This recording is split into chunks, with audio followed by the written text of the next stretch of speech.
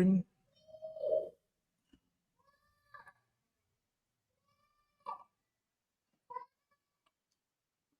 Good evening everyone. ठीक है, तो सब आ चुके हैं। सब गुड इवनिंग बोल दो चैट में ताकि मुझे गुड इवनिंग सर। सब यहीं पे हैं। Good evening. चैट बॉक्स में गुड इवनिंग बोल दो सारे के सारे।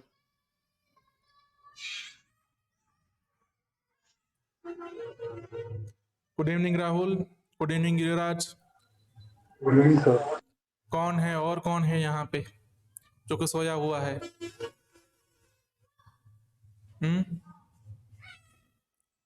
बाकी सब। Bhupendra good evening. Bhupendra. Akhilesh good evening. चलो भाई, 4 लोग जाग गए हैं। अभी भी कोई सो रहा है क्या? सोते सोते प्रोग्रामिंग सीखना चाहते हो?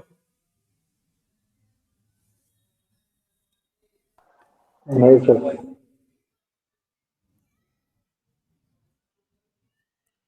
ठीक है, गुड इवनिंग। और आज हम बात करने वाले हैं जावास्क्रिप्ट फंक्शंस के बारे में। ओके, ठीक है, चलिए। फंक्शंस क्या होते हैं? फंक्शंस होते हैं सेट ऑफ कोड। ठीक है, कोई कोड ब्लॉक हमने देखा था कर्ली ब्रेसेस के जो बीच में होता है उसे हम कोड ब्लॉक कहेंगे। तो फंक्शन होता है कोड ब्लॉक जो कि एग्जीक्यूट होता है ऑन डिमांड। हम एक कोड ब्लॉक लिख के रखेंगे और हम उसको बोल के रखेंगे जब तेरी जरूरत पड़ेगी तब तुम्हें एग्जीक्यूट किया जाएगा। ठीक है, a function receives multiple values as input and returns a value as output। ठीक है, चलो आगे की लाइंस पढ़ने से पहले फंक्शंस देख लेते हैं क्या होगा फंक्शन। ओके, अभी तक हमने जो प्रोग्रामिंग में देखा वो क्या था? इफ कंडीशन हो गया, लूप हो गया, ठीक है ना, ये सब क्या है? प्रोग्रामिंग कंस्ट्रक्ट है। ठीक है, अब हम प्रोग्रामिंग को ऐसे ग्रुप बनाना सीखेंगे या तो कोड को डिवाइड करना सीखेंगे। एक कोड को डिवाइड कैसे किया जाए? तो कोड को डिवाइड करने के लिए हम एक काम करते हैं, उसको बोलते हैं फंक्शन। अब फंक्शन क्या प्रोवाइड करता है हमें? फंक्शन हमें एक पर्टिकुलर सेट ऑफ कोड जो कि बार बार हम यूज करना चाहते हैं। कुछ ऐसे कोड होते हैं जो कि बार बार हमें यूज करने की जरूरत पड़ती है, उसको एक बंच में एक पैक कर देना है उसको। जब भी उसकी जरूरत पड़े उसको बुला लो। ठीक है, चलिए एक सैंपल बनाते हैं। Function 1.js। फंक्शन डिक्लेयर करने का तरीका ये होता है। 2 तरीके हैं, 2 टाइप के फंक्शन होते हैं जावास्क्रिप्ट में। एक तो ट्रेडिशनल फंक्शन जो कि फंक्शन कीवर्ड का यूज करके बनते हैं, और एक होते हैं एरो फंक्शन जिसमें एरो यूज होता है। तो चलिए हम ट्रेडिशनल एक फंक्शन बनाते हैं। Function print name. Print name लिखने के बाद मैं पैरेंथेसिस ओपन करके क्लोज कर दूंगा। ठीक है, और इसके बाद कर्ली ब्रेसेस ओपन और क्लोज। ये जो कर्ली ब्रेसेस दिख रहा है हम इसी कोड ब्लॉक की बात कर रहे हैं। इस कोड ब्लॉक के अंदर जो भी कोड लिखे हैं वो बार बार एग्जीक्यूट होने वाले हैं। इसको हम फंक्शन बॉडी भी कहते हैं। ये जो पार्ट है उसे कहेंगे हम फंक्शन का नेम। फंक्शन का नेम मतलब क्या हुआ? इसको ऐसा समझ लो कि एक स्पेशल टाइप का वेरिएबल है। जैसे वेरिएबल लिखते हैं हम, for example let name equal to Hamid. ऐसा मैंने वेरिएबल बनाया। अब ये वेरिएबल क्या होल्ड कर रहा है? हामिद नाम की वैल्यू। ठीक है, इसको तुम ऐसा मान लो कि प्रिंट नाम का एक वेरिएबल है जिसके अंदर वैल्यू कौन सी है? ये फंक्शन। ये पूरा फंक्शन इस वेरिएबल के अंदर है।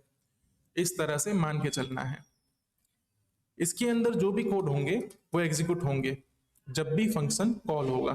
ठीक है, console.log hello from the function। Okay,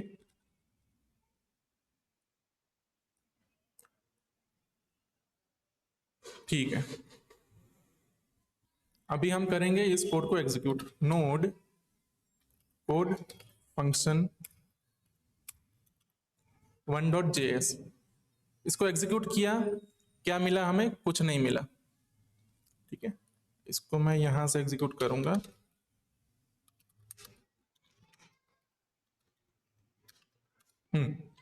कुछ भी प्रिंट नहीं हुआ, जबकि हमने तो लिखा है console.log, लेकिन वो प्रिंट नहीं हुआ। क्यों? क्योंकि हमने एक फंक्शन बना के रख दिया है। ठीक है, अब फंक्शन को ऐसा मान के चलो कि मान लो हमारे पास एक कंपनी है। ठीक है, कंपनी में क्या होता है, हम कुछ बंदों को ट्रेन करते हैं कुछ स्पेसिफिक काम के लिए। जैसे पियून है ना, तो उसको ट्रेन किया जाता है चाय लाने के लिए। अब कंपनी में पूरे दिन में 2 या 3 बार चाय आ जाती है। ऐसे ही कुछ और काम होते हैं, जैसे कि प्रिंट निकालना या फिर कहीं से बाजार में से कुछ चीज लेके आना। ये तो पियून का काम हो गया। वैसे ही जो सेल्स वाले बंदे होते हैं उनका काम क्या होता है, उनको हम सिखा देते हैं कि भी सेल कैसे करना है। फिर जो कस्टमर रिलेशनशिप वाले बंदे होते हैं उनको हम सिखाते हैं कस्टमर रिलेशनशिप कैसे मैनेज करनी है। ये सब चीजें क्या करते हैं, बंदों को कुछ सिखा देते हैं। बंदे मतलब लोगों को। तो लोगों को हमने कुछ सिखाया, फिर हम क्या करेंगे, जब भी हमें लोग की जरूरत पड़ेगी ना, तब हम उसको कॉल करेंगे। जैसे कि पियून को हमने सिखाया हुआ है चाय कहाँ से लानी है, कैसे लानी है। हम चाय लाते वक्त क्या बोलेंगे, तो चाय लेके आना। तो हम पियून को क्या करेंगे, जब भी हमें चाय की जरूरत है तब हम करेंगे पियून को कॉल, पियून चाय लेके आओ, ऐसा बोलेंगे, और पियून चाय लेने वाला काम चालू कर देगा। तो फंक्शन एक बंदा है जिसको हमने कुछ सिखा के रखा है। जब हम फंक्शन को कुछ सिखाते हैं, या तो जब हम पियून की बात करें, तो पियून को जब हम ट्रेनिंग दे रहे हैं कि चाय कैसे लानी है, कहाँ से लानी है, उस वक्त पियून चाय लेने नहीं जाएगा। पियून चाय लेने कब जाएगा, जब पियून को बोलोगे कि जाओ लेके आओ, है ना। तो बस यही डिफरेंस होता है फंक्शन डिक्लेरेशन और फंक्शन कॉल के बीच का। हमने यहाँ पे जो किया है उसे कहते हैं फंक्शन डिक्लेरेशन। हमने फंक्शन को डिक्लेयर कर दिया। इसको बोलते हैं फंक्शन डेफिनेशन भी बोलते हैं, कि हमने फंक्शन को डिफाइन कर दिया। हमने सिर्फ इतना बोला है कि फंक्शन क्या करेगा। इसका मतलब ये नहीं है कि फंक्शन अपना काम चालू करने लग जाएगा। अब यह फंक्शन काम कब करेगा, जब भी हम इस फंक्शन को कॉल करेंगे तब यह काम करेगा। और फंक्शन को कॉल कैसे किया जाता है, फंक्शन का नाम लिख के आगे पैरेंथेसिस लगा के। ठीक है, यहां पे भी पैरेंथेसिस लगाते हैं हम फंक्शन के नाम के साथ, लेकिन आगे फंक्शन कीवर्ड होता है और फंक्शन का ब्लॉक होता है। ऐसे सिंटेक्स को बोलेंगे हम फंक्शन का डिक्लेरेशन या तो डेफिनेशन।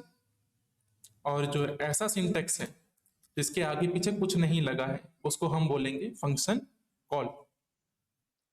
अभी मैंने इस फंक्शन को कॉल कर दिया, कहाँ किया, लाइन नंबर 6 पे। अब मैं इस प्रोग्राम को एग्जीक्यूट करता हूं, तो क्या प्रिंट हुआ, हेलो फ्रॉम द फंक्शन। तो ये प्रोग्राम कैसे चला होगा इसको देख लेते हैं। पहले क्या, ये वेरिएबल है, वो डिफाइन होके नेम में वैल्यू चली गई। उसके बाद ये 3 लाइन है, फंक्शन को डिक्लेयर करो। तो यहाँ पे फंक्शन बना होगा, फंक्शन ट्रेन हुआ। ठीक है, इसके बाद यहाँ पे आया, इसको क्या पता लगा, फंक्शन को कॉल किया गया है। जैसे ही इसको पता लगा ना फंक्शन को कॉल किया गया है, कोड एग्जीक्यूट होना चालू हो जाएगा इस लाइन से। यहाँ पे मैं मल्टीपल लाइन लिख देता हूं, लाइन 2। तो पहले लाइन 1 जाएगा, फिर कोड लाइन 2 पे आएगा। ठीक है, इसको समझो। ये कोड ब्लॉक तब भी एग्जीक्यूट होगा जब कॉल होगा, और जितनी बार कॉल होगा उतनी बार एग्जीक्यूट होगा। इस कोड ब्लॉक का बाहर के एनवायरनमेंट से, मतलब ये बाहर का एनवायरनमेंट है, ये बाहर का एनवायरनमेंट है, उससे कुछ खास लेना देना नहीं होता नॉर्मली। ठीक है, बाहर के एनवायरनमेंट का अंदर के कोड से लेना देना होता नहीं है। हम ऐसा ही मान के चलेंगे, मोस्ट ऑफ केस में नहीं होता। उसको कहलाए जाते हैं प्योर फंक्शन। जिनको बाहर की एनवायरनमेंट से कुछ लेना देना नहीं है ना, उसको बोलेंगे प्योर फंक्शन। कुछ फंक्शन होते हैं जो अनप्योर भी होते हैं। अनप्योर का मतलब ये नहीं है कि बुरे फंक्शन, या प्योर का मतलब ये भी नहीं है कि अच्छे फंक्शन। बस ये 2 कीवर्ड हैं जो फंक्शन को डिस्क्राइब करते हैं। हम प्योर और अनप्योर का एग्जैक्ट मीनिंग जानेंगे। फिलहाल ऐसा मानते हैं जब भी कोड यहाँ पे आया तो कोड स्विच होके कहाँ जाएगा, यहाँ पे। पहले ये लाइन एग्जीक्यूट करेगा, फिर ये लाइन एग्जीक्यूट करेगा, और जब यहाँ पे पहुंच गया इसका मतलब फंक्शन का एंड हो गया, तो कोड इसके आगे जाएगा।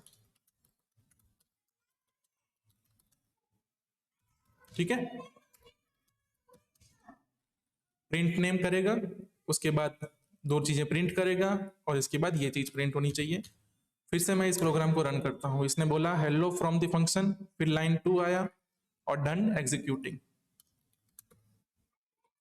मैंने इस फंक्शन को एक बार कॉल किया, मैं 2 बार 3 बार कॉल करता हूं तो क्या होगा, एक बार ये लाइन एग्जीक्यूट हुई, दोबारा ये लाइन एग्जीक्यूट होंगी, तीसरी बार भी ये लाइन एग्जीक्यूट होंगी, उसके बाद प्रोग्राम रन करेगा।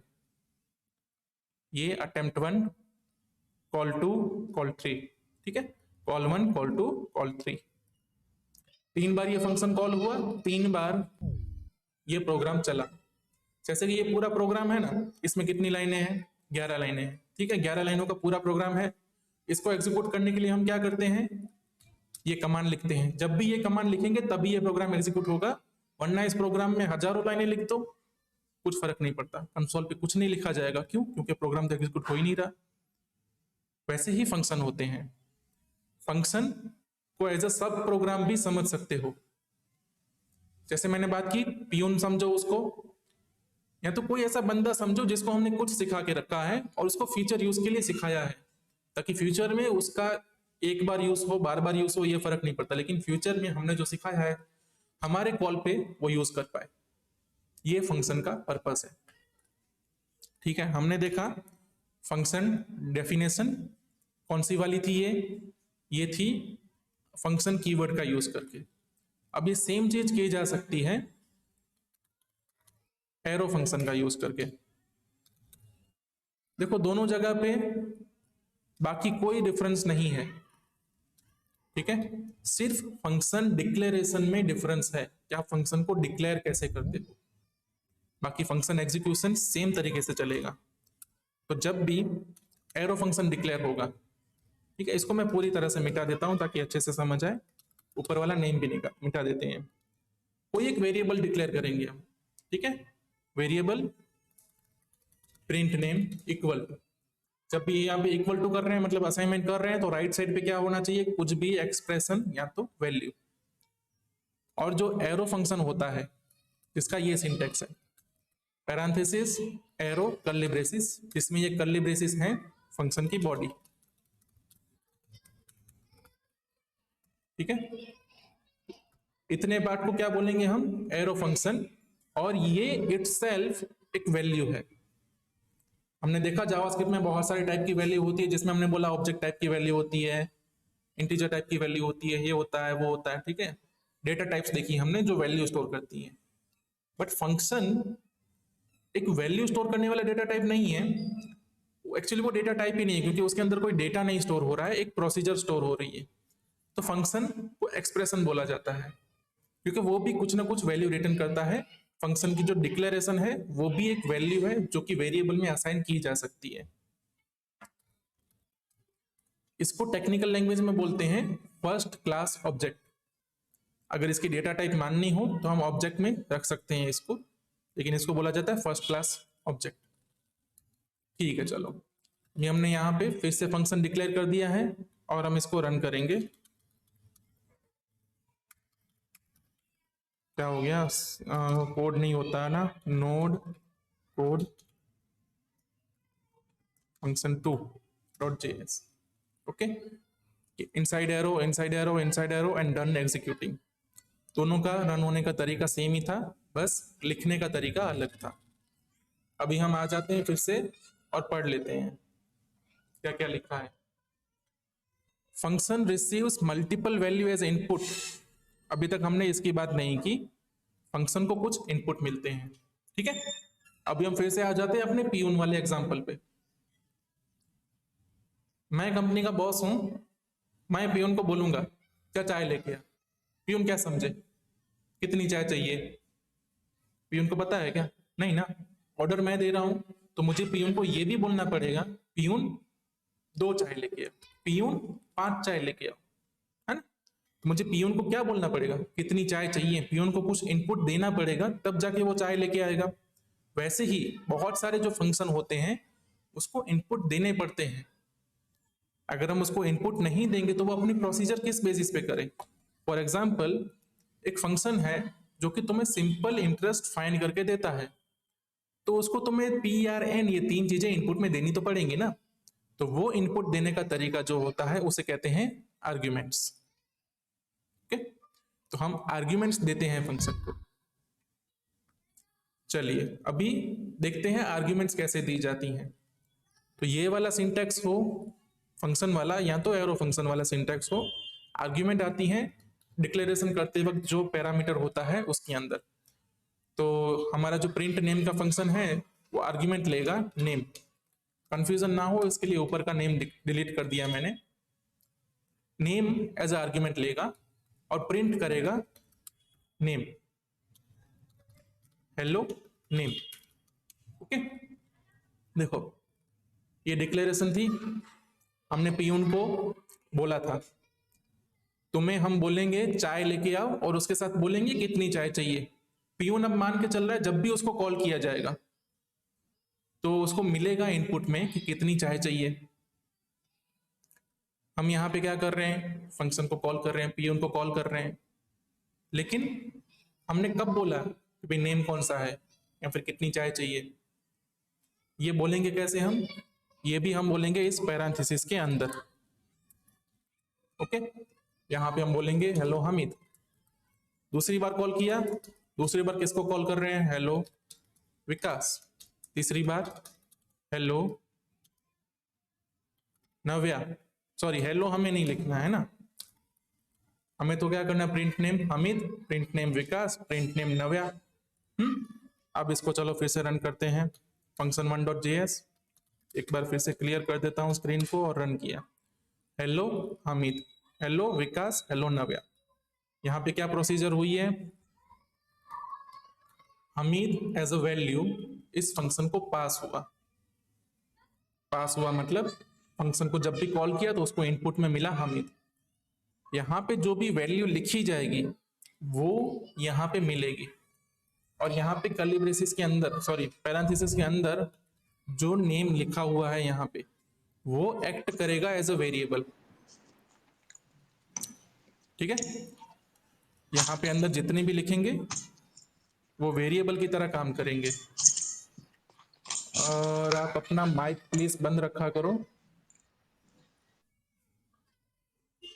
Okay, sir. हाँ कुछ पूछना है, हाँ सर। हाँ पूछिए।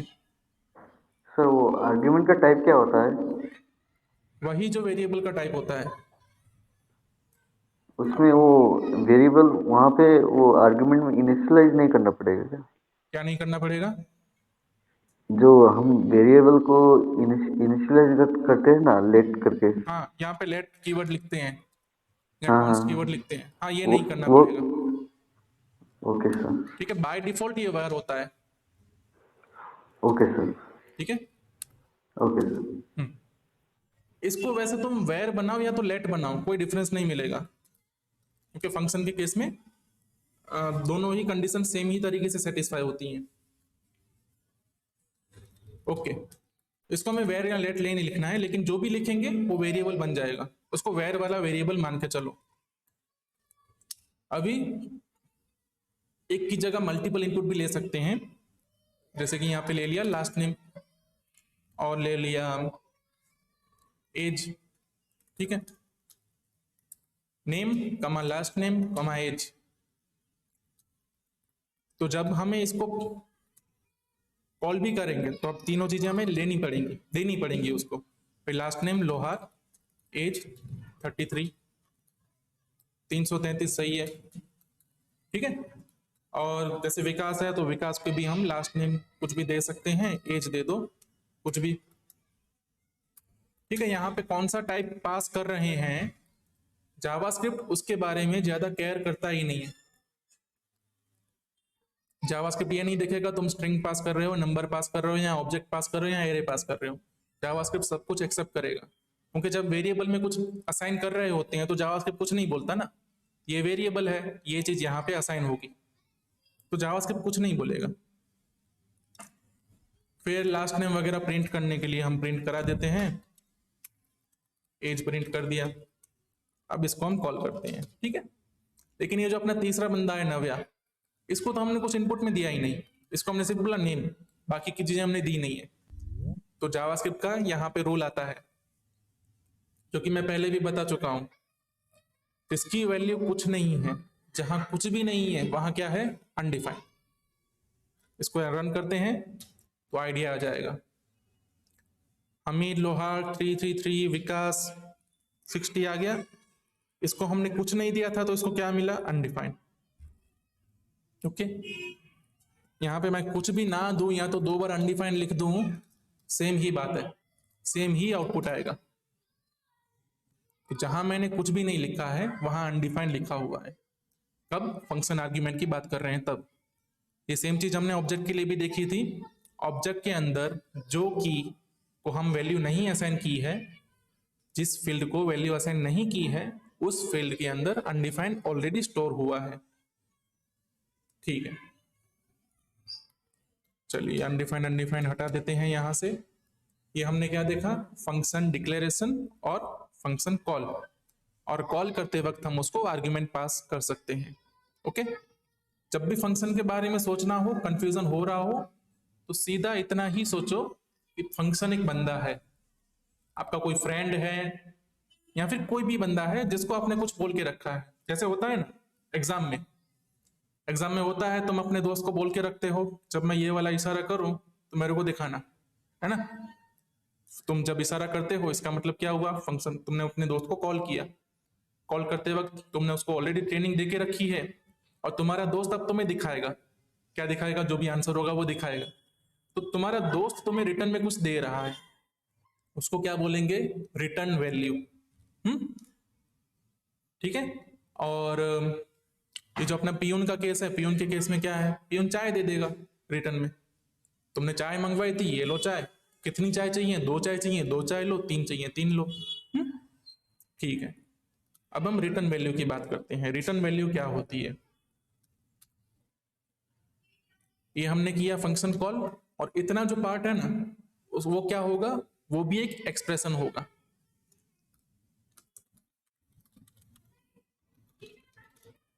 ओके, ये एक एक्सप्रेशन है, और एक्सप्रेशन क्या करती है? वैल्यू रिटर्न करती है। ये रिटर्न वर्ड बहुत बार बोल चुका हूं ऑलरेडी मैं। रिटर्न का रियल मीनिंग ये होता है कि जब किसी भी एक्सप्रेशन को लिखा जाए तो वैल्यू क्या रिटर्न होती है। और प्रोग्रामिंग लैंग्वेज में ना वैल्यू ऐसे रिटर्न होती है, from right to left, from right to left. इसको लिटरली ऐसे समझो, वैल्यू ऐसे रिटर्न होगी। तो लेफ्ट में कोई बैठा है ना अगर कैच करने के लिए, तो वैल्यू उसमें चली जाएगी। लेफ्ट में कोई नहीं बैठा है तो वैल्यू वेस्ट हो जाएगी। प्रिंट नेम हुआ, इसने कुछ ना कुछ वैल्यू रिटर्न की है, ये पक्का है, लेकिन लेफ्ट में किसी ने कैच ही नहीं किया इस वैल्यू को। और वैल्यू को कैच करने के लिए क्या चाहिए? Variable. Let res equal to print name, ऐसा लिखा मैंने। अभी मैं res को प्रिंट कराता हूं, res, res। res में क्या प्रिंट हुआ? अनडिफाइंड। इसका मतलब ये जो भी फंक्शन था हमने कॉल किया, इसका काम था प्रिंट नेम करने का। उसने प्रिंट तो कर दिया, लेकिन वो रिटर्न में कुछ नहीं दे रहा मुझे। रिटर्न में वो कब देगा? जब मैं रिटर्न स्टेटमेंट लिखूंगा। ठीक है, वो रिटर्न में दे देगा ट्रू, मान लो कि हाँ प्रिंट हो गया। अब मैं इसको एग्जीक्यूट करूंगा तो मुझे res में क्या मिला? ट्रू। तो देखो, फंक्शन कॉल हुआ, यहां से जो आर्ग्यूमेंट गई वो इन सबको असाइन हुई। अंदर आर्ग्यूमेंट के साथ जो करना था फंक्शन ने किया। ठीक है, वो हम जो भी डिफाइन करते हैं वो सब करता है। 1 लाइन हो सकती है, 50 लाइन हो सकती है, 1000 लाइन हो सकती है, एक फंक्शन के अंदर कोई लिमिट नहीं है। उसके बाद लास्ट में ये एक रिटर्न स्टेटमेंट होता है। रिटर्न स्टेटमेंट के राइट साइड में जो भी लिखा गया वो एक एक्सप्रेशन होगा, एक वैल्यू होगी। वो कहां रिटर्न होगी? कॉल में। तो यहां से फंक्शन गया इसके अंदर, ठीक है, कुछ एग्जीक्यूशन ऐसे चालू हुआ, प्रिंट से गया, यहां अंदर गया, कैलकुलेशन हुई पूरी, और वैल्यू यहां पे रिटर्न हुई, और रिटर्न होकर ये वापस यहां आया। इसको ना एक मैं ड्राइंग करके दिखाता हूं। कहां गया?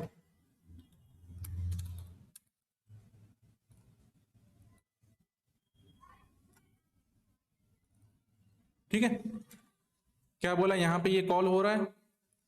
ठीक है, जैसे ही ये कॉल हुआ, यहां से वैल्यूज गई यहां तक, ठीक है। ये पूरा एग्जीक्यूशन चला, क्या बोलेंगे इसको, ये पूरा एग्जीक्यूशन चला, लास्ट में यहां तक पहुंचा, यहां से वैल्यू हुई रिटर्न, और रिटर्न होके कहां मिली, यहां, ठीक है। इस तरह से फंक्शन एग्जीक्यूशन चलता है, और जब तक ये चल रहा है तब तक आगे का कुछ नहीं एग्जीक्यूट होगा, ठीक है। ये आगे की चीजें कब एग्जीक्यूट होने वाली हैं, जब इसका रिटर्न कंफर्म हो जाएगा। रिटर्न को कोई कैच करता है नहीं करता है उससे फर्क नहीं पड़ता, जब ये रिटर्न हो गया उसके बाद ही आगे बढ़ेंगे। जिस फंक्शन में हम रिटर्न स्टेटमेंट नहीं लिखते वहां बाय डिफॉल्ट ऐसा लिखा हुआ होता है। अब तुम इस चीज को लिखो ना लिखो, अनडिफाइंड तो रिटर्न हो ही जाएगा, ठीक है। यहां से हम कुछ और भी रिटर्न कर सकते थे, कुछ कॉम्प्लेक्स चीजें भी रिटर्न कर सकते थे। कोई बोलना चाहता है कुछ?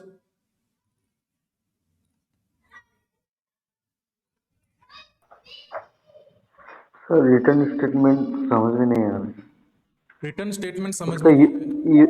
यूज क्या है उसका?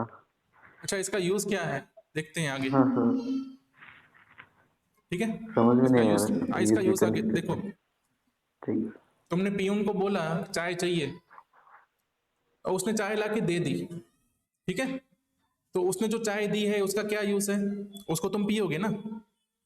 तो वैसे ही एक फंक्शन को हमने कॉल किया, उस फंक्शन ने कुछ वैल्यू रिटर्न की, तो उसने जो भी रिटर्न किया उसका क्या वैल्यू है हम उसको आगे यूज करेंगे। हम्म जैसे कि एक ना, एक फंक्शन है, ऑलरेडी मैं जो बताता हूँ, ठीक है। एक फंक्शन है मैथ डॉट मैक्स करके। हम्म ये फंक्शन लेता है दो नंबर एज ए इनपुट, ठीक है, और रिटर्न करता है नंबर जो कि सबसे बड़ा हो दोनों में से, ठीक है। ये फंक्शन है, ये फंक्शन को कॉल करने का तरीका है। ये जो मैथ लिखा हुआ है वो क्या है, एक ग्लोबल ऑब्जेक्ट है जो आपको हर जगह पे मिलता है। मैथ का ऑब्जेक्ट हर जगह मिल जाएगा, ठीक है। जैसे कंसोल है, वो भी क्या है, एक ऑब्जेक्ट है जो हर जगह मिल जाएगा। कंसोल के अंदर बहुत सारे फंक्शंस हैं, जिसमें से एक फंक्शन लॉग है, ठीक है। लॉग का फंक्शन हो गया, इसमें कुछ भी पास करते हैं तो लॉग फंक्शन का काम क्या है, कुछ भी प्रिंट करना, तो वो प्रिंट कर देगा। वैसे ही मैथ फंक्शन जो है, उनमें जो फंक्शन है वो कुछ मैथमेटिकल कैलकुलेशन करते हैं, जिसमें से मैक्स फंक्शन है वो दो नंबर लेता है एज ए इनपुट, 55 66, और वो रिटर्न करता है कुछ, ठीक है। वो रिटर्न क्या करेगा, इस केस में क्या रिटर्न करेगा 66, क्योंकि 66 बड़ा था। तो हमें इसका यूज क्यों करेंगे, पहले तो हमारे पास कोई दो नंबर होंगे जिस नंबर में से हमें मैक्स फाइंड करना था, इसलिए हमने इस फंक्शन को यूज किया, इसको इनपुट दिए, इसने जो वैल्यू दी रिटर्न में, अब हम उस वैल्यू को लेके आगे बढ़ेंगे। अब हम उसको वैल्यू के लेके डिक्लेयर कर सकते हैं कि भाई 66 मैक्स है, ये तो सिंपल केस है। लेकिन ऐसे कोई एक फंक्शन हो सकता है जो आपको इनपुट में आप उसको स्टूडेंट की लिस्ट दे दो और वो आपको टॉपर फाइंड करके दे दे, तो आप टॉपर डिक्लेयर कर सकते हो कि ये वाला टॉपर है। तो ये काम होता है रिटर्न वैल्यू का,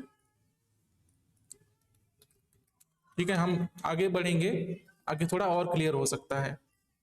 अभी तक हमने फंक्शन की रिटर्न वैल्यू ज्यादा देखी नहीं है, लेकिन हमने ये तो देखा है कि भाई 5+3 ये क्या होता है, एक एक्सप्रेशन है, ये एक मैथमेटिकल ऑपरेशन है जो क्या रिटर्न करता है 8, ओके। अब ये फंक्शन नहीं है, लेकिन फंक्शन सेम चीज करता है जो ये करता है, बस इसको लिखने का तरीका अलग है। बिहाइंड द सीन मान के चलो ये एक ऐड का फंक्शन है जो कि 3 और 5 एज ए इनपुट लेता है और रिटर्न करता है वैल्यू। लेकिन जावास्क्रिप्ट में ये चीज बहुत बार करनी पड़ती है, मतलब फ्रीक्वेंटली प्लस का ऑपरेशन ये सब करना पड़ता है, इसलिए उसको फंक्शन ना बना के ऑपरेटर बना दिया गया है। बाकी ऑपरेटर भी काम क्या करता है, इनपुट लेता है आउटपुट देता है। फंक्शन भी काम यही करता है, इनपुट लेता है आउटपुट देता है, ठीक है। चलो आगे बढ़ते हैं। Function introduce code reusability. एक ही कोड को बार बार यूज करना है तो फंक्शन काम आता है। Function itself is a value we can assign it to variable or pass to a function as argument। ये हम देखेंगे बाद में कि हम फंक्शन आर्ग्यूमेंट में कैसे पास करते हैं फंक्शन को। हमने ये ऑलरेडी देख लिया, we can assign a function to variable. कैसे? एरो फंक्शन का यूज करके, ठीक है। एरो फंक्शन को हम किसी भी वेरिएबल में असाइन कर सकते हैं। चलिए, ये हमारे दो सिंटैक्स हो गए फंक्शन डिक्लेयर करने के। हमने देख लिया फंक्शन को कॉल करते हैं पैरेंथेसिस का यूज करके, और पैरेंथेसिस के अंदर कॉमा सेपरेटेड वैल्यूज भेजते हैं। When function is called, the code inside the block is executed. After finishing execution, the code block value is returned. वहां पे जो भी वैल्यू रिटर्न की जाए वो रिटर्न हो जाती है। अब यहाँ पे एक फंक्शन है फंक्शन नेम, दूसरा फंक्शन क्या है, देखो ये ऐड है, ठीक है। तो हम ऐड का फंक्शन बनाते हैं। चलिए, फंक्शन की तीसरी फाइल बनाई।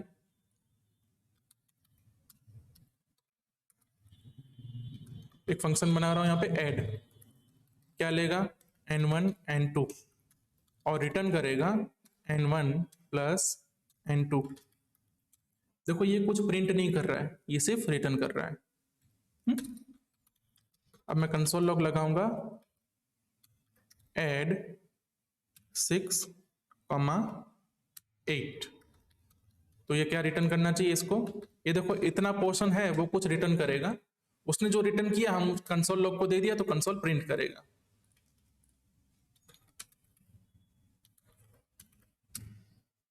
ठीक है, 6 + 8 14 प्रिंट हो गया। इसको हम ऐसे भी कर सकते थे, लेट सम इक्वल टू में असाइन करो फिर सम को प्रिंट करो, एक ही बात हो गई, है ना।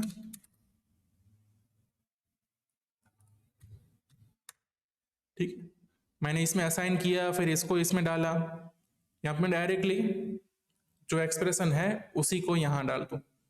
दोनों करेंगे कोई फर्क नहीं पड़ेगा, लेकिन कुछ केस में ये करना होता है जबकि आपको सम की वैल्यू बार बार यूज करनी हो। गेट सिंपल इंटरेस्ट, इसका भी फंक्शन बना सकते हैं, लेकिन वो एक्सरसाइज में दे दिया गया है। Arguments are input to the function which is passed while calling the function. जब फंक्शन को कॉल करते हैं तो आर्ग्यूमेंट पास होती हैं। Argument are separated by comma. Argument works as a local variable to function. ठीक है, आर्ग्यूमेंट का जो भी वेरिएबल है वो फंक्शन के अंदर ही काम करेगा, फंक्शन के बाहर वो एक्सेसिबल नहीं होगा। जैसे कि ये n1 है, ये क्या है, वेरिएबल है, लेकिन कब तक, जब तक ये कर्ली ब्रेसिस है। अगर मैं इस कर्ली ब्रेसिस के बाहर लिखता हूं कंसोल लॉग n1 और इस प्रोग्राम को एग्जीक्यूट किया, इस प्रोग्राम ने क्या बोल दिया, n1 is not defined.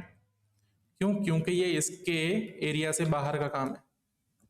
Function का एरिया सिर्फ इतना है और ये जो आर्ग्यूमेंट्स हैं वो इसी एरिया के अंदर काम करेंगे, इसी एरिया के अंदर एक्सेसिबल होंगे, इसके बाहर नहीं एक्सेसिबल है। Variable declared in a block of function are local to the function that cannot be accessed outside। ठीक है, अभी आ जाते हैं फिर से जो हमने फर्स्ट लेक्चर में देखा था कि लेट और वर के बीच का क्या डिफरेंस है। तब हमने सिर्फ छोटी सी बात की थी, डिफरेंस होता है स्कोप में, लेट का स्कोप कितना है और वेर का स्कोप कितना है। Variable declare with let keyword है ब्लॉक स्कोप।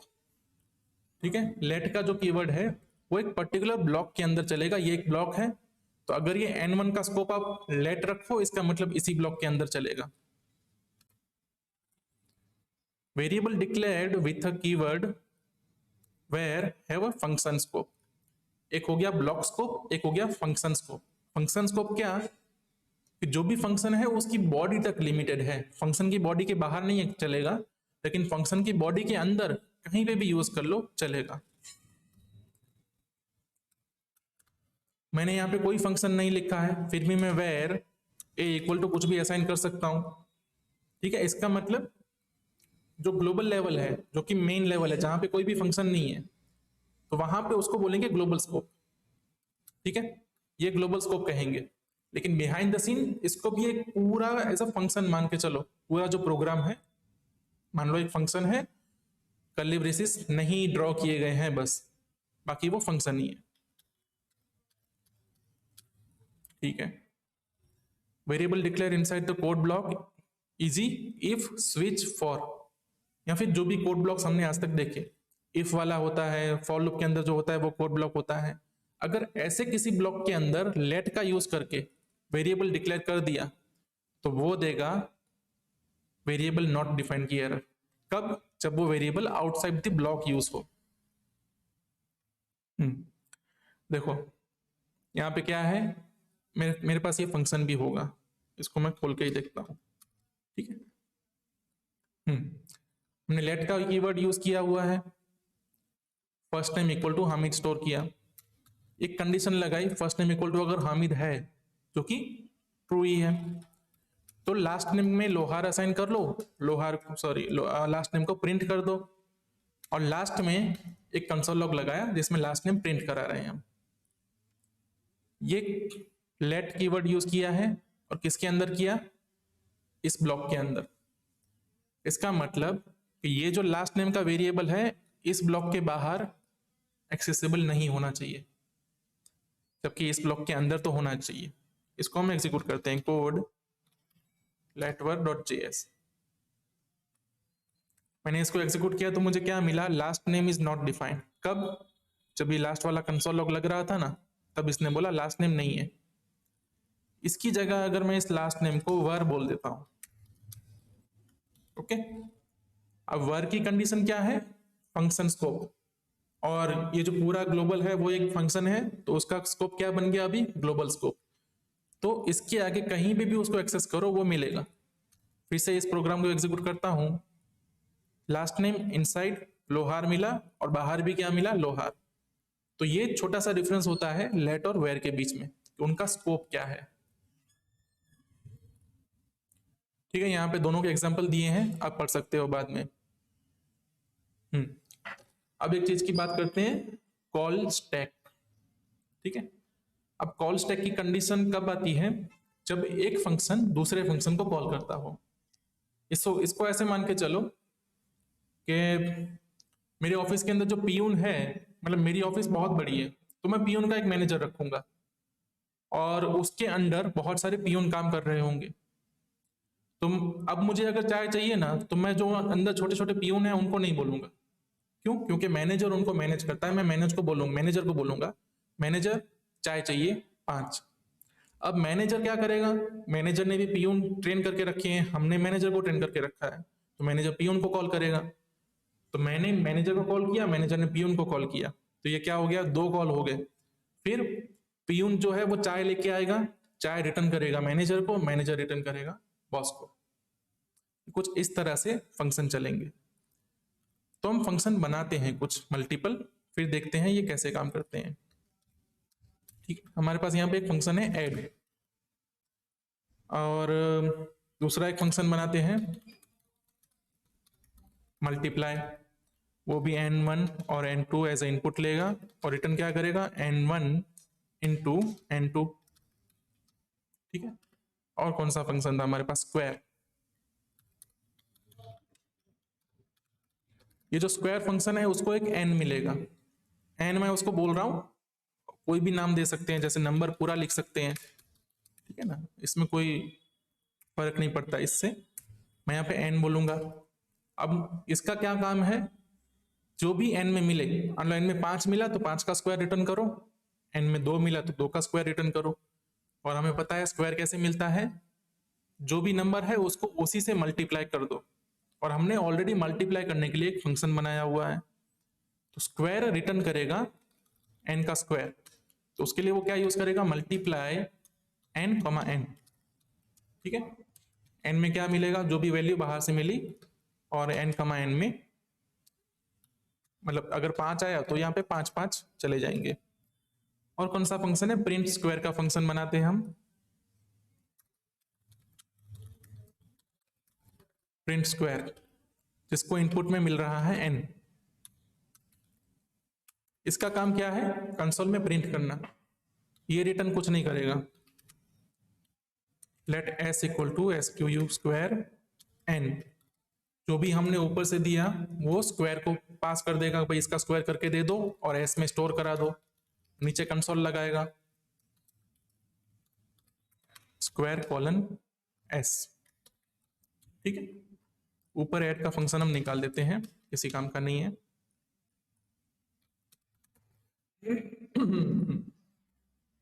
चलिए इसको एग्जीक्यूट करूंगा, कुछ नहीं प्रिंट होने वाला। क्यों नहीं होने वाला,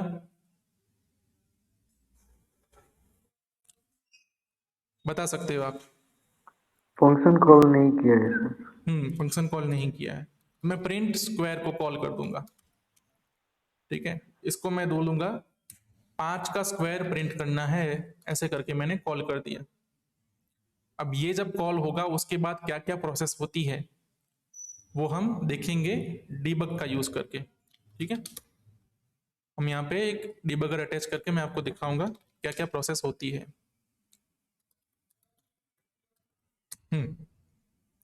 ये चालू हो गया। अभी ऊपर की लाइन एग्जीक्यूट करके हमारा जो जावास्क्रिप्ट का कंपाइलर है या इंटरप्रेटर बोल दो, वो यहाँ तक पहुंच चुका है प्रिंट स्क्वायर तक, और इसको 5 एज ए वैल्यू मिल चुका है। अभी क्या करेंगे हम, स्टेप इनटू, मतलब एक स्टेप और आगे जा, एक स्टेप और आगे गया, मतलब इस फंक्शन को कॉल किया था, हमारा एग्जीक्यूशन चला कहाँ पे, स्क्वायर तक पहुंचा। स्क्वायर तक पहुंचा, ऊपर से जो एन आया था उसमें क्या वैल्यू है, 5। ठीक है, ये एन वेरिएबल में जो वैल्यू है वो दिखाता है। नीचे वाले एन पे होवर करूंगा, वहां पे भी 5 ही मिलेगा क्योंकि दोनों एक ही वेरिएबल है। अब ये स्क्वायर तक पहुंचा और आगे जाऊंगा, इसका मतलब क्या, अब ये स्क्वायर के अंदर जाएगा। क्यों, क्योंकि स्क्वायर भी एक फंक्शन है, तो अंदर के जब लाइन एग्जीक्यूट होंगी उसके बाद ही वो आगे बढ़ पाएगा। स्क्वायर के अंदर गया, यहाँ पे ऊपर एन मिला, एन 5 था, एन को 2 बार पास कर दिया, मतलब n1 और n2 में पास कर दिया। इसके और आगे जाते हैं, हम कहाँ पहुंच गए, मल्टीप्लाई के पास। मल्टीप्लाई को 2 वेरिएबल मिले, n1 n2, और दोनों में क्या मिला, 5। यहाँ पे कोई और फंक्शन कॉल नहीं हो रहा, यहाँ पे हो रहा है सीधा सीधा कैलकुलेशन, मतलब यहां से फिर हम वापस रिटर्न होना चालू, मेन काम यहाँ हो रहा है। यहाँ साइड में देखेंगे तो ये कॉल स्टैक दिखता है आपको। इसमें क्या है, पहला कॉल हुआ था प्रिंट स्क्वायर, सबसे ऊपर दिख रहा है एनोनमस, एनोनमस मतलब जो प्रोग्राम का कॉल हुआ वो। उसके बाद प्रिंट स्क्वायर, प्रिंट स्क्वायर का कॉल हुआ, प्रिंट स्क्वायर ने स्क्वायर को कॉल किया, मतलब अभी प्रिंट स्क्वायर वेट कर रहा है स्क्वायर का रिटर्न आने के लिए, स्क्वायर वेट कर रहा है मल्टीप्लाई का रिटर्न आने के लिए। तो जब मल्टीप्लाई रिटर्न करेगा, एक स्टेप और आगे बढ़ते हैं, तो मल्टीप्लाई ने इसको एग्जीक्यूट किया और कर दिया रिटर्न।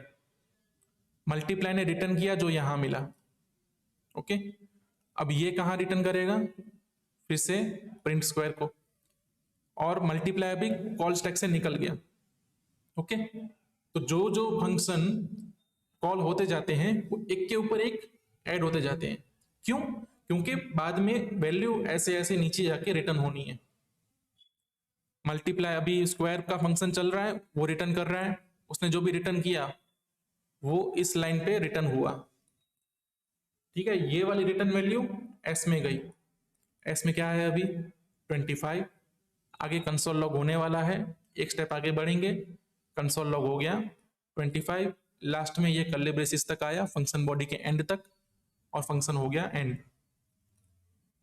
ठीक है, जब ये फंक्शन एंड हुआ तो वापस कहाँ आया, ये जहां से स्टार्ट किया था। ठीक है, ये पूरा जो ट्रेवर्स करके आ गए, ये पूरा एक फंक्शन कॉल था, उसके अंदर मल्टीपल कॉल हो गए, वो स्टैक है एक के ऊपर एक। और आगे बढ़ेंगे, कामकाज खत्म हो गया, प्रोग्राम कंप्लीट हो गया। ठीक है, आपको अगर डीबग मोड में किसी कोड को ऑन करना है तो यहाँ पे डीबग का जो टैब होता है VS कोड में, वहां पे जावास्क्रिप्ट डीबग टर्मिनल ऐसा एक बॉक्स मिलेगा, उसको क्लिक करेंगे तो टर्मिनल एक ओपन हो जाएगा। उस टर्मिनल में अगर किसी फंक्शन को कॉल किया तो वो डीबग मोड में कॉल होगा। ठीक है, और जो कोड लाइंस दिख रही है ना, यहाँ पे जो लेफ्ट साइड है वहां पे देखो ये लाल कलर का डॉट दिख रहा होगा, तो जहां पे भी डॉट रखेंगे ना कोड वहां पे रुक जाएगा और वहां से डीबगिंग स्टार्ट हो जाएगा। इसे कहते हैं ब्रेक पॉइंट। यहाँ पे कोड को रोको, आगे का देखना है मुझे। ठीक है चलो, इसी को मैं अगर नॉर्मल टर्मिनल से कॉल करूंगा तो कोई डिबग नहीं होने वाला, कोड फंक्शन 3 सीधा सीधा प्रिंट हो गया। ठीक है, ये होता है कॉल स्टैक। देखिए यहाँ पे मेन एक फंक्शन का नाम दे दिया गया है, जिसको हमने देखा अभी एनोनिमस बोला जाता था। उसके बाद प्रिंट स्क्वायर का कॉल हुआ, प्रिंट स्क्वायर ने स्क्वायर को कॉल किया, स्क्वायर ने मल्टीप्लाई को कॉल किया। जब मल्टीप्लाई की वैल्यू आएगी, मल्टीप्लाई निकल गया लाइन से। ठीक है, वैसे हमने मैनेजर को कॉल किया, भी चाय लेके आओ। अब मैनेजर ने पियून को कॉल किया, अब मैनेजर भी वेट कर रहा है कब पियून आएगा। पियून गया, चाय बनवाया, चाय लेके आया। पियून चाय लेके आ गया, पियून का काम खत्म, पियून पिक्चर से बाहर हो जाएगा।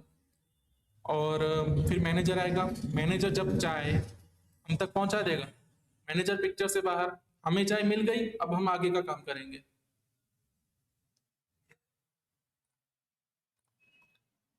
चलिए आगे, ये थोड़ा कंफ्यूजिंग होगा। इसके पहले सर हाँ आप पूछिए क्वेश्चन। सर डिबगर करते क्या है? उसके बारे में अभी आप ना जानिए, ठीक है। डिबग मैंने क्यों किया था अभी, ठीक है सर। क्योंकि मुझे देखना था कोड कहाँ से कहाँ जा रहा है मेरा। और ये कब किया जाता है, जब प्रोग्राम में बग आता है या तो कोई प्रॉब्लम आती है, हमें समझ नहीं आ रहा हो कि ये प्रोग्राम चल क्यों नहीं रहा, ठीक है, तब डिबगर का यूज होता है। ठीक है। मैंने यहाँ पे सिर्फ इलस्ट्रेशन करने के लिए कि कॉल स्टैक कैसे काम करता है, सिर्फ इसके लिए यूज किया है। जब आप कोड लिखोगे और एक कॉम्प्लेक्स सिचुएशन में आ जाओगे, जब आपको पता नहीं लगेगा आप हो क्या रहा है पूरे कोड में, तब डिबगर का यूज होता है। ठीक है सर। ओके, और कोई क्वेश्चन है फंक्शन के रिलेटेड या कुछ ना समझ में आया हो? No sir. ठीक है, ओके, अब आगे बढ़ेंगे, रिकर्जन की बात करेंगे। ठीक है, अब इसका ना एक रियल लाइफ एग्जांपल देना बहुत मुश्किल है। ठीक है, कि रिकर्जन मतलब एक फंक्शन जो खुद को ही कॉल करे। अब पियून वाले एग्जांपल में इसको फिट करेंगे तो ये होगा नहीं, क्योंकि पियून खुद को कैसे कॉल कर सकता है। पियून को किसी और ने कॉल किया है, पियून को जो सिखाया गया है उसमें कहीं पे खुद को फिर से कॉल करने का नहीं होता है। यहाँ पे जो आप देख रहे हो फ्रेम, मुझे एक पिक्चर बनानी है जिस पिक्चर में वही पिक्चर हो, है ना। ऐसी पिक्चर जब मैं बनाने जाऊंगा तो रिजल्ट क्या निकलेगा, ऐसी एक इनफाइनाइट पिक्चर निकलेगी। भले हमें फिलहाल दिख नहीं रही है कि इनफाइनाइट है, क्योंकि कहीं पे तो जूम का लेवल कम होगा ना, लेकिन कंसेप्ट ये है कि अगर पिक्चर के अंदर मुझे वही पिक्चर रखनी है जिसको मैंने क्लिक किया है, तो वो इनफाइनाइट तक जाएगी। वैसे ही आपने बहुत सारी पेंटिंग देखी होंगी जहां पे पेंटर कुछ पेंट कर रहा है और वो वही पेंट कर रहा है जो पेंट हो रहा है। इसको बोलेंगे हम recursion. When function call itself inside the body of function, it is called recursion. Okay? ये रिकर्जन क्यों होता है, मतलब ये करना क्यों पड़ता है? तो कुछ प्रॉब्लम्स होती हैं जिनको सॉल्व करने के लिए ना, जो डेटा होता है प्रॉब्लम का इनपुट, उसको अलग अलग चंक में डिवाइड करना होता है। जैसे कि मतलब एक एग्जांपल अभी नहीं लेंगे हम, वो बाद में लेंगे क्योंकि एक कॉम्प्लेक्स हो जाएगा थोड़ा। एक डेटा है मेरे पास, ठीक है, मान लो 100 रिकॉर्ड है, ठीक है। अब मैं 100 रिकॉर्ड को ना एक साथ सॉल्व नहीं कर सकता, ऐसी कोई सिचुएशन है। फिर मैं क्या करूंगा, 100 रिकॉर्ड को 50-50 रिकॉर्ड के भाग में डिवाइड कर दूंगा मैं। तो ये 50 रिकॉर्ड को मैं अलग से सॉल्व करूंगा, ये 50 को अलग से सॉल्व करूंगा। अब मुझे ये भी पता लगा कि मैं 50 को भी नहीं कर सकता, मेरी लिमिट क्या है, मैं 5 रिकॉर्ड तक चीजें हैं तब उसको सॉल्व कर सकता हूँ। तो अब जो 50 वाले दो चंक बने, उनको फिर से मैं 50-50 का 25-25 का दो चंक बनाऊंगा। हर लेवल पे मैं चंक को आधा करता जाऊंगा। और जब मेरे पास 5-5 के चंक बन जाएंगे, तब मैं उन 5 को सॉल्व करके फिर उन चंक से जो वैल्यू मिली उसको ऐड अप करूंगा, उसको फिर से ऐड करूंगा, उसको फिर से ऐड करूंगा। अगर इसका एक रियल लाइफ एग्जांपल सोचा जाए तो आपके पास बहुत सारे पैसे हैं जो गिनने को आए हैं। बहुत सारे पैसे हैं मतलब बहुत सारी नोट्स हैं जो कि ऐसे ही पड़ी हुई हैं, आपको गिननी है कि कितने हैं। आप घर में 5 लोग हो, ठीक है, और आपको नोट गिननी है, तो आप क्या करोगे, जितनी भी नोट्स हैं उसको डिवाइड कर दोगे, इतनी तू गिन, इतनी तू गिन, इतनी तू गिन।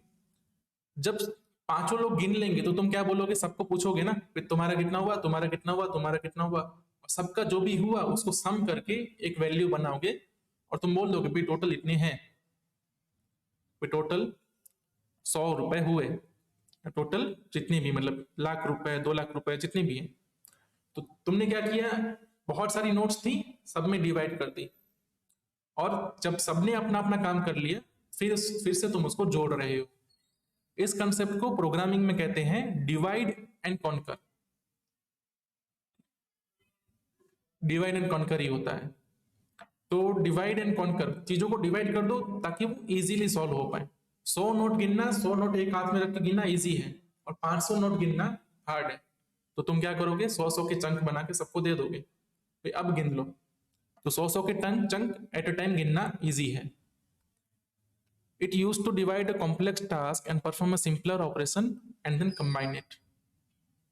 देखो ये मैंने जो पेंटर वाली बात की थी, ठीक है, ये किसके एग्जाम्पल हैं, इसे कहेंगे इनफाइनाइट रिकर्जन। ठीक है, इस एग्जाम्पल में क्या है, कहीं पे एक कंडीशन नहीं है कि जब रिकर्जन रोकना है। जैसे कि हमने पैसे गिनने वाली बात की, तो उसमें कंडीशन थी कि जब तुम्हारा खत्म हो जाए तो मुझे दे देना वापस। लेकिन इसमें कोई कंडीशन ही नहीं है। ये भी एक मीम होता है कि भाई प्रोग्राम सीखो फिर एक रिकर्सिव फंक्शन बनाओ जिसमें तुम कोई एग्जिट कंडीशन लिखो ही ना, और फिर वो प्रोग्राम रिजल्ट क्या करेगा, फंक्शन खुद को कॉल किया, खुद को कॉल किया, खुद को कॉल किया करता ही जाएगा। चलिए एक ना फंक्शन देख लेते हैं जो कि रिकर्सिव हो।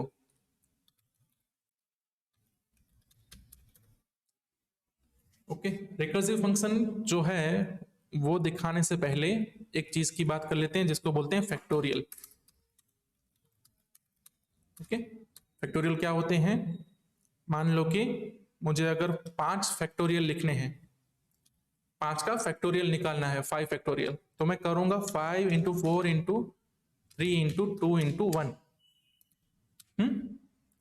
ऐसा लिखूंगा तो वो 5 का फैक्टोरियल हो जाएगा। अगर मुझे 7 का लिखना होता तो 7 इंटू 6 इंटू ऐसे करके बनाता मैं। तो मैथ में फैक्टोरियल एक चैलेंज होता है, मतलब चैलेंज नहीं होता है, एक कैलकुलेशन होती है जो तुम्हें करनी होती है। अब ये फैक्टोरियल अगर करने जाए सीधा सीधा तो क्या है, कितनी कैलकुलेशन करनी पड़ती है, पूरी जितनी भी फैक्टोरियल निकालने हैं उतनी। और अगर हम हाथ से ये सब करने जाए ना तो थोड़ा हार्ड हो जाता है, प्रोग्राम के लिए इतना हार्ड नहीं है भले। लेकिन इसमें क्या रूल है, इसमें रूल कुछ ऐसा है कि अगर मुझे पता है ना कि 6 फैक्टोरियल कितने होते हैं, ठीक है, तो मैं 7 फैक्टोरियल निकाल सकता हूं इजीली। जैसे फॉर एग्जांपल मुझे पता है कि 5 फैक्टोरियल है 120, तो अब मुझे 6 फैक्टोरियल निकालने के लिए क्या करना है, 120 इंटू 6 करना है सिर्फ, तो मुझे 6 फैक्टोरियल मिल गए। जब 6 फैक्टोरियल मिल गए तो उससे 7 फैक्टोरियल निकालने के लिए 720 इंटू 7, तो 7 फैक्टोरियल निकल जाएंगे।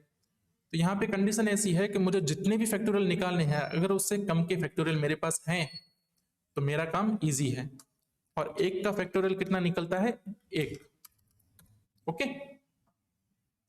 अब इस चीज को प्रोग्रामिंग से कैसे एग्जीक्यूट करेंगे। देखो अगर ये प्रोग्राम समझ नहीं आता है तो कोई टेंशन मत लेना, ठीक है, ये रिकर्जन डेली यूज होने वाली चीज नहीं है, कभी कभार कुछ सिचुएशन में जरूरत पड़ जाती है।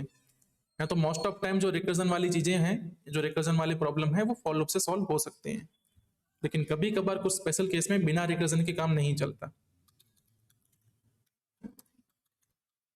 मैं फंक्शन लिखूंगा फैक्ट, ठीक है, इसको इनपुट में मिलेगा n, मतलब जितने का भी फैक्टोरियल निकालना है। अब मैंने क्या बात की, मुझे अगर 7 का फैक्टोरियल निकालना हो तो मुझे 7 माइनस 1 का फैक्टोरियल चाहिए जिसको मैं 7 से मल्टीप्लाई करूंगा, ठीक है। तो n में मुझे जो भी आया उसको मल्टीप्लाई किससे करना है,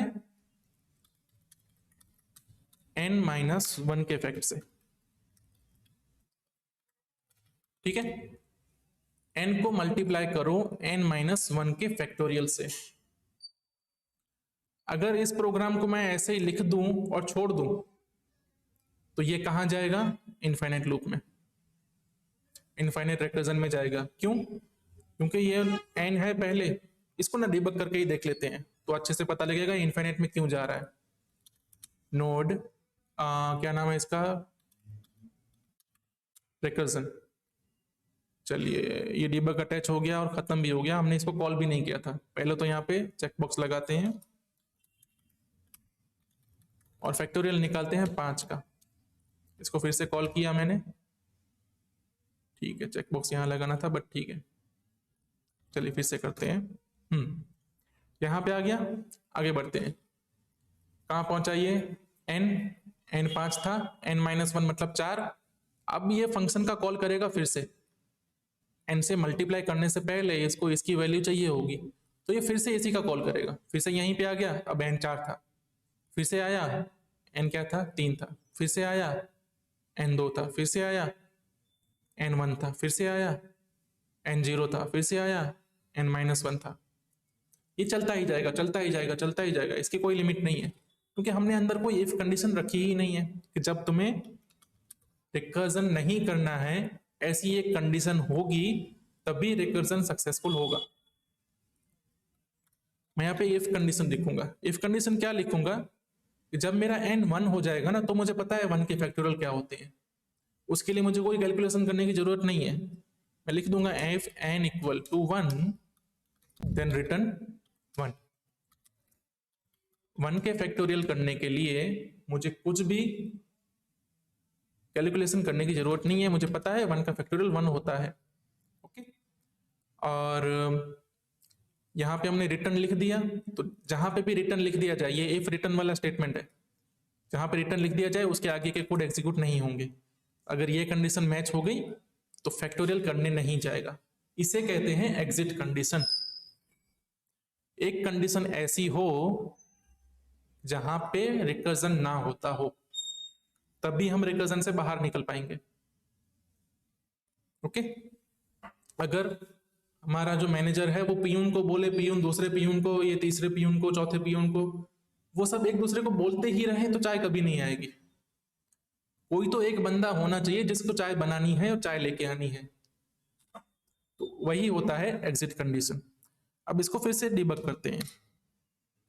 क्या हुआ, फैक्ट पे आ गए, 5 पे पहला इनपुट गया 5, कंडीशन चेक की जाएगी, n इक्वल टू 1 नहीं है, आगे बढ़ा जाएगा, फिर से फैक्ट फाइंड किया जाएगा, फिर से कंडीशन चेक, नहीं अभी तो 4 है, नहीं मैच करेगा, और आगे बढ़ेगा और आगे बढ़ेगा। यहाँ पे n क्या हुआ, 2 हो गया, अभी आया यहाँ पे n हो गया 1, कंडीशन हो गई मैच और रिटर्न हो गया यहां से।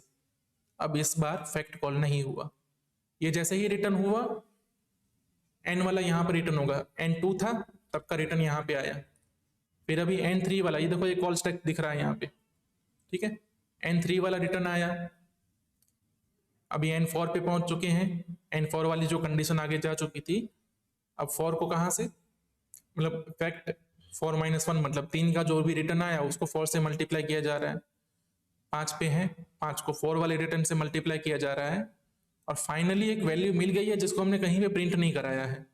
ठीक है,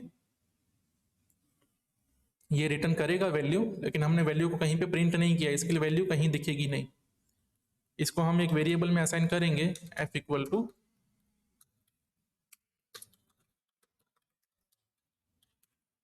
ठीक है, हाँ इस बार डिबग को जाने देते हैं, हो गया 120 आ गया। ये अभी सिर्फ जान लो डिबग होता है, ज्यादा लोड नहीं लेना है डिबग के बारे में। डिबग वाले स्पेशल केस लेके आऊंगा मैं, तब हम डिबग देखेंगे। सॉरी डिबग नहीं, माय मिस्टेक, रिकर्जन की बात कर रहा हूँ। रिकर्जन पे ज्यादा लोड नहीं लेना, रिकर्जन वाले केस होंगे, या तो मैं रिकर्जन के लिए स्पेशली एक अलग वीडियो बना दूंगा जहां पे मैं रिकर्जन कौन से केस में यूज किया जाता है वो बताएंगे। ठीक है, चलिए अभी एक फंक्शन के और एक कॉन्सेप्ट है जिसको बोलते हैं कॉल बैक। तो हमने पहली ही स्लाइड में देखा था कि फंक्शन क्या होता है, वैल्यू वो किसी वेरिएबल में असाइन की जा सकती है, या तो किसी फंक्शन को एज अ आर्ग्यूमेंट पास भी की जा सकती है। ठीक है, इसका क्या एग्जांपल लेंगे हम, तो मेरे पास एक बंदा है जिसको मैं ट्रेन कर रहा हूं, क्या ट्रेन कर रहा हूं कि भाई 4 बजे तब मुझे कॉल करना, ठीक है, जब 4 बजे तब मुझे कॉल करना। यहां तो मैं इसको ऐसा नहीं बोल रहा कॉल करना, जब 4 बजे ना तो पर्सन 2 को कॉल करना। अब मैं पर्सन 2 को कुछ और तरीके की ट्रेनिंग देता हूं। पर्सन 1 को मैंने ट्रेनिंग दी जब 4 बजे तो पर्सन 2 को कॉल करना, और पर्सन 2 को मैंने बोल के रखा है खेत में पानी डाल के आओ। पर्सन 1 का काम क्या है, सिर्फ पर्सन 2 को कॉल करना। पर्सन 2 खुद क्या है, एक बंदा है जिसको मैंने ट्रेन किया है। पर्सन 2 खुद एक फंक्शन है, उसको मैं दे रहा हूं पर्सन 1 को, इसको बोलेंगे हम call back.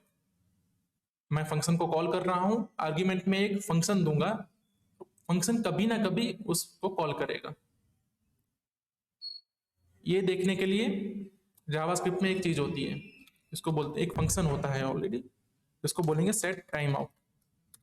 Set time out का फंक्शन क्या करता है, पर्टिकुलर कुछ सेकंड्स के बाद, मिली सेकंड्स के बाद हमारा कोड एग्जीक्यूट करेगा। इसकी जो आर्ग्यूमेंट होती है ना, उसमें पहली आर्ग्यूमेंट जाती है एक फंक्शन। ये क्या है, ये अभी एरो फंक्शन दिया है, इसको पास करने के अलग अलग तरीके हो सकते हैं। ये देखिए कैसे किया जा सकता है, जैसे प्रिंट का एक फंक्शन अलग से बना लो, अब प्रिंट को एज ए वेरिएबल पास कर दो, या तो फंक्शन का ऐसे लिख के पास कर दो। ये सब अलग अलग सिंटेक्स है। पहले हम देखते हैं ये करता क्या है। इसको मैं बोलूंगा 2000 मतलब 2000 मिली सेकंड। ये सेकंड्स नहीं है, सेकंड्स में 1000 मिली सेकंड होती है। 1000 मिली सेकंड मतलब 1 सेकंड, 2000 मतलब 2 सेकंड। इसको मैंने बोला ये फंक्शन की डेफिनेशन है जो मैं पास कर रहा हूं, कब एग्जीक्यूट होनी है, 2 सेकंड के बाद।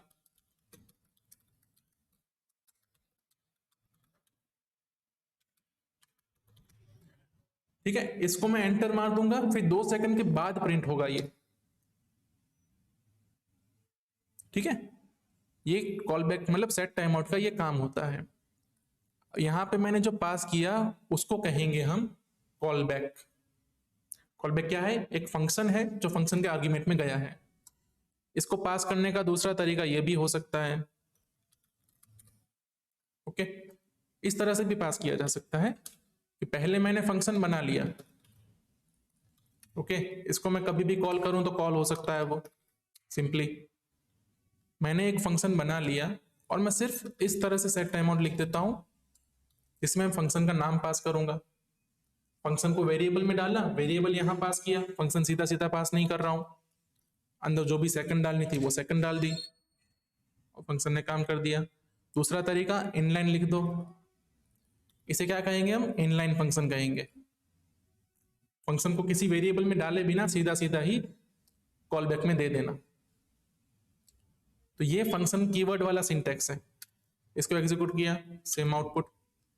ये एरो फंक्शन वाला सिंटेक्स, जहां पे मैंने एक एरो फंक्शन बनाया, एरो फंक्शन को सेट टाइम आउट को पास कर दिया, ये भी चलेगा। और ये हो गया इनलाइन एरो फंक्शन जो कि हमने ऑलरेडी देखा हुआ है। तो फंक्शन को कॉल बैक में पास करने का ये तरीका है। अब आप ये पूछोगे कि भाई कॉल बैक जैसी चीज क्यों निकाली? तो जो एपीआई कॉल होते हैं, ठीक है, जावास्क्रिप्ट कहाँ कहाँ यूज होता है, एक तो ब्राउजर में यूज होता है, एक नोड जेएस में यूज होता है। दोनों केस में ही करना क्या होता है, जब हम वेब की बात करते हैं तो वेब में एक सर्वर होता है जो कि कहीं दूर है। वेब से हम डेटा लेके आएंगे, मतलब जो सर्वर है, सर्वर से कुछ डेटा चाहिए हमें, उसके लिए क्या यूज करते हैं, एचटीटीपी रिक्वेस्ट या एपीआई कॉल जिसको बोलते हैं, एपीआई कॉल का यूज करेंगे हम। एपीआई कॉल जब हम करते हैं तो उसका डेटा रिसीव होने में 1 या 2 सेकंड लग जाता है। अभी हमने देखा कि फंक्शन जब तक पूरा एग्जीक्यूट नहीं हो जाता तब तक आगे के कोड एग्जीक्यूट नहीं होंगे। तो वेब के केस में क्या हो जाता है कि भाई मेरा एपीआई कॉल जा रहा है, ठीक है, लेकिन एपीआई कॉल का डेटा आने तक मेरा पूरा जो पेज है ना वो हैंग हो जाएगा। मान लो एक एपीआई कॉल है, सर्वर बहुत दूर है या तो सर्वर बहुत स्लो है, उसका डेटा रिटर्न होने में 10 सेकंड लगते हैं मान लो। ऐसे एपीआई कॉल पॉसिबल है, या तो एक आध जीबी का डेटा लेके आ रहा है या ज्यादा बड़ा इमेज लेके आ रहा है। कोई भी केस सिनेरियो पॉसिबल हो सकता है जहां पे कोड को 10 सेकंड के लिए वेट करना पड़ेगा। अब जब तक 10 सेकंड के लिए कोड वेट हो रहा है तब तक हमारा पेज अगर हैंग हो रखा है तो यूजर हमारे पेज पे टिकेगा नहीं। यूजर बोलेगा ये तो वेबसाइट हैंग होती है, आई डोंट लाइक दिस। तो ये वाली सिचुएशन ना हो इसके लिए क्या किया गया है, एसिंक प्रोग्रामिंग डिफाइन की गई। एसिंक मतलब एसिंक्रोनस। जो प्रोग्राम वेट करते हैं उसे कहेंगे सिंक्रोनस। कोई वो सिंक्रोनस तरीके से चलते हैं ऊपर से नीचे, जब तक ऊपर वाला कुछ एग्जीक्यूट नहीं हुआ नीचे वाला नहीं होगा एग्जीक्यूट। और दूसरी होती है एसिंक प्रोग्रामिंग। एसिंक मतलब ऊपर वाला एग्जीक्यूट हो गया, मतलब चलता तो वो वैसे ही है, लेकिन जो चीज हमें एक एक्शन होने के बाद एग्जीक्यूट करनी थी, जिसके लिए वेट करना है, उसको हम बोल देंगे कॉल बैक में। जैसे कि सेट टाइम आउट है, इसको मुझे पूरा 1 सेकंड तक वेट करवाना है और 1 मिनट तक वेट करवाना है। ये कोड मैं अगर लिख देता हूं, एग्जीक्यूट करने लग जाता हूं, तब भी मेरा कंसोल फ्री है, मैं कोई भी और कोड लिख सकता हूं। हेलो, कुछ भी लिख सकता हूं, ये चलेगा। जब 1 मिनट हो जाएगा तब ये वाला कोड एग्जीक्यूट हो जाएगा। इसने मेरे कोड को ब्लॉक करके नहीं रखा, जबकि मुझे 60 सेकंड का वेट करना है। इसकी जगह आप एपीआई कॉल मान लो जो कि 1 मिनट का वेट करवाता है, तो उसने मेरे कोड को ब्लॉक करके नहीं रखा। इसे कहेंगे हम एसिंक प्रोग्रामिंग, और एसिंक प्रोग्रामिंग पॉसिबल होती है कॉल बैक का यूज करके। तो बस यही एक रीजन था कॉल बैक लाने के लिए, ताकि हम एक डेलीगेट सेट कर सकें, हम एक तीसरा पर्सन सेट कर सकें। वो तब एक्टिवेट हो जब दूसरा पर्सन उसको एक्टिवेट करे। और दूसरा पर्सन कौन है?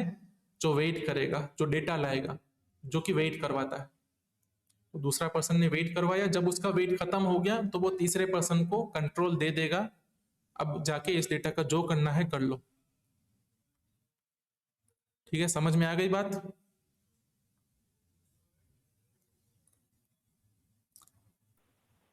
Yes sir. ठीक है, it is called call back. Call back is pass to function to expect some result in future. कोई फ्यूचर में रिजल्ट आने वाला है, उस रिजल्ट के साथ क्या करना है वो कॉल बैक से होता है। अब कॉल बैक में इनपुट में मिल जाएगा उसको, आर्ग्यूमेंट में जो भी करना हो। जब हम एपीआई कॉल देखेंगे तब हम कॉल बैक के बारे में देखेंगे, कॉल बैक कैसे काम करता है। Set timeout is a function that accepts function as a first argument and millisecond as a second argument. The function passed to the set timeout will be called after millisecond pass। जितनी भी millisecond पास की उसके बाद call होगा। और ये syntax है इसको कॉल करने के लिए। ये अलग अलग सिंटेक्स फंक्शन को एज अ आर्ग्यूमेंट पास करने के हैं। जरूरी नहीं है आप सेट टाइम आउट को पास करो, किसी भी और फंक्शन को पास करो, ये अलग अलग सिंटेक्स पॉसिबल हो सकते हैं। इस सिंटेक्स में क्या है, ये सेट टाइम आउट फंक्शन है, पहला जो है वो आर्ग्यूमेंट है। इसमें कोड में ही देखते हैं ना, ये देखो, ये आर्ग्यूमेंट नंबर 1 हुआ। सेट टाइम आउट की डेफिनेशन हमारे पास नहीं है, ठीक है, सिर्फ हमारे पास उसका वेरिएबल है जिसको हम आर्ग्यूमेंट दे रहे हैं। ये फंक्शन डिक्लेयर कब कहाँ हुआ है?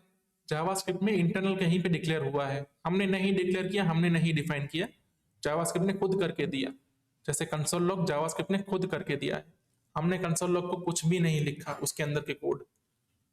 तो वैसे ही सेट टाइम आउट है, जो पहला आर्ग्यूमेंट है वो पूरा एक फंक्शन है और दूसरा आर्ग्यूमेंट एक वैल्यू है। ठीक है, मेरे ख्याल से बहुत हो गया आज के लिए। एक लास्ट में एक्सरसाइज है जो कि मैं एक्सप्लेन किए देता हूं। हमने जो एरे देखा, ऑब्जेक्ट देखा, उसके रिलेटेड ही वेबसाइट, उसके रिलेटेड ही एक्सरसाइज है। पहले तो क्या करना है, create a function that accepts array of number and return the max number. Simple है, एरे आएगा इनपुट में, फर्स्ट आर्ग्यूमेंट में एरे जाएगा और रिटर्न क्या करेगा, एक नंबर। ठीक है, यहां पे रिटर्न की बात कर रहा हूं मैं, प्रिंट की बात नहीं कर रहा। तो आपका जो फंक्शन बनेगा, मान लो कि ऐसा कोई फंक्शन बनाया हो आपने जो कि मैक्स नाम का है, तो मैक्स नाम में यहां पे इनपुट में एरे जाएगा इस तरह से।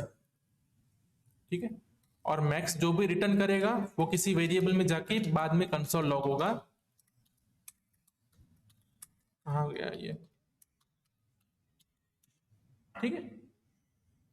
मैक्स फंक्शन के अंदर कंसोल लॉग नहीं लगाना है। जो फंक्शन अपने अंदर कंसोल लॉग ना लगाता हो या तो कोई और एक्टिविटी ना करता हो सिवाय के इनपुट को प्रोसेस करने के, उस फंक्शन को हम प्योर फंक्शन कहते हैं। जो फंक्शन इनपुट को प्रोसेस करने के सिवा कोई और काम नहीं करता, ना तो प्रिंट करने का काम करता है ना ही कोई और चेंज करता है। वो चेंज क्या हो सकता है, एक फाइल बनाना, या तो और क्या हो सकता है, सिस्टम में कहीं पे कुछ चेंज करना जिससे कुछ विजुअल इफेक्ट दिखे। ऐसा कोई भी चेंज ना करता हो वो प्योर फंक्शन है, जिसको सिर्फ इनपुट से और आउटपुट से मतलब हो और किसी चीज से मतलब ना हो, वो प्योर फंक्शन कहेंगे। और यहाँ पे एक्सरसाइज के अंदर जिस फंक्शन की बात की गई है वो प्योर फंक्शन है। दूसरा फंक्शन है create a function that accepts array of object. नीचे की टाइप के एरे ऑफ ऑब्जेक्ट होंगे, इसमें क्या होगा, मल्टीपल होंगे ये, ठीक है। मैंने यहाँ पे सिर्फ एक लिखा है, मतलब ऑब्जेक्ट का टाइप क्या होगा, ऑब्जेक्ट के अंदर की क्या होगी वो डिफाइन करने के लिए आपका ऑब्जेक्ट आपको बनाना है मल्टीपल ऑब्जेक्ट के साथ। जो एरे बनेगा उसमें मल्टीपल ऑब्जेक्ट होंगे, जिसमें नेम रिप्रेजेंट करेगा कोई भी स्ट्रिंग और हाइट होगा कुछ भी नंबर। और आपको फाइंड क्या करना है, शॉर्टेस्ट पर्सन, जिसकी हाइट सबसे कम है उस पर्सन का सिर्फ नेम रिटर्न करना है। रिटर्न में क्या होना है, स्ट्रिंग। तीसरा क्या है, write a function that takes 3 number as argument and return sum of the square of all number. 3 number input में जाएंगे एबीसी फंक्शन के आर्ग्यूमेंट में, और रिटर्न क्या होगा, ए का स्क्वायर प्लस बी का स्क्वायर प्लस सी का स्क्वायर। एक फंक्शन है parse the given JSON and find the given things. ये आपका जेसन स्ट्रिंग है, इसको पास करना है। इससे क्या होगा, मेरे कंप्यूटर में जो भी ऑब्जेक्ट था वो आपके कंप्यूटर में बन जाएगा, पूरा एरे आ जाएगा आपके पास। फाइंड टॉपर फ्रॉम देम, ये जो भी लिस्ट है वो स्टूडेंट की लिस्ट है जिसमें सबके मार्क्स दे दिए गए हैं। हमने किसी एक वीडियो में यही लिस्ट का यूज किया था। हमें क्या फाइंड करना है, टॉपर कौन था, टॉपर का नाम चाहिए अपने को। लेकिन कंडीशन क्या है, टॉपर को सारे सब्जेक्ट में पास होना चाहिए। ऐसा नहीं कि एक सब्जेक्ट में 100 आ गए दूसरे सब्जेक्ट में फेल हो गया, फिर भी उसके मार्क्स सबसे ज्यादा हो रहे हैं तो टॉपर नहीं बोलना, उसको पास तो होना ही चाहिए। Print name of the student who has failed, उन सारे स्टूडेंट का नेम प्रिंट करना है जो फेल हो गए हैं। मिनिमम मार्क्स 35 है, 35 से कम आया मतलब fail. Print name of the student who has failed in both subject, ऐसा बंदा प्रिंट करो जो कि दोनों सब्जेक्ट में फेल हो चुका है, सिर्फ एक में नहीं, ठीक है। ये कोई भी फंक्शन वाला एग्जांपल नहीं है, सीधा सीधा एक फाइल बना के हाँ जेसन को पास कर देना है और उसके आगे काम करना है, ठीक है। तो ये एक एक्सरसाइज है जो आपको करके आना है कल, बस बाकी का कल के वीडियो में देखेंगे। आज के वीडियो में बस इतना ही, ठीक है। चलिए ठीक है, चलो bye bye. Thank you bye sir, bye. Sir, thank you sir. Bye. Bye sir, thank you sir. या